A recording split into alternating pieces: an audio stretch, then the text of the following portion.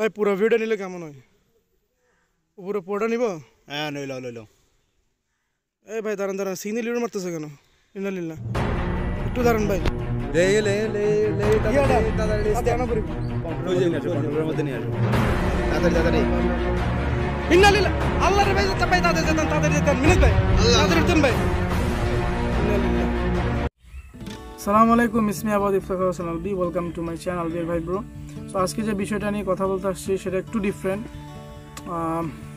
এটার আজকে যান চলে যাচ্ছিল, বিশেষ করে আমার যানটাই চলে যাচ্ছিল। সেটার কারণটা হচ্ছে, আমি বলি, আমি এখন গ্রামে আছি। আমি আমার গ্রামকে নিয়ে একটা ডকুমেন্টারি বানাতেছিলাম।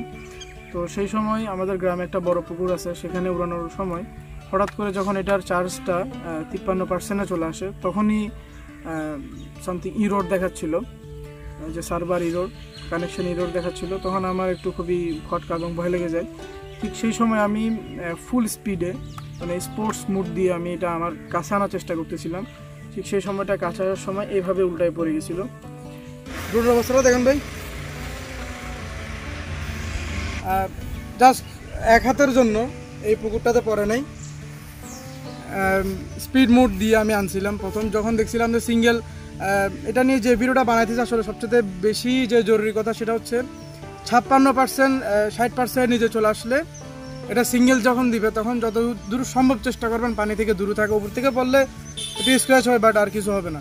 দ্যাট মিনস হচ্ছে ইলেকট্রিক জিনিসের কোনো বিশ্বাস নেই, যে কথাটা, সেটা আসলে আজকে বুঝতে পারছিলাম। কারণ ডিজাই আসলে একটা ভালো ড্রোন, কিন্তু সবচেয়ে বড় বিষয় হচ্ছে এত কিছু পরও এটা এখনও বেঁচে আছে, এখনও এটা উঠতেছে। আমি কিছুক্ষণ আগে উড়াইছি।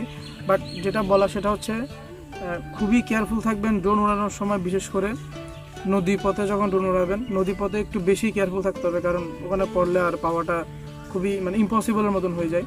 আর যেখানে পুকুরে উড়াবেন, উড়ানোর সময় একটু খেয়াল রাখবেন যে ব্যাটারির চার্জটা যেন 80-র উপরে থাকে, যে একবারের জন্য আপনি শটটা নিতে পারেন। একটু প্রফেশনাল হওয়ার পরে পানির উপর উড়ানোর চেষ্টা করবেন।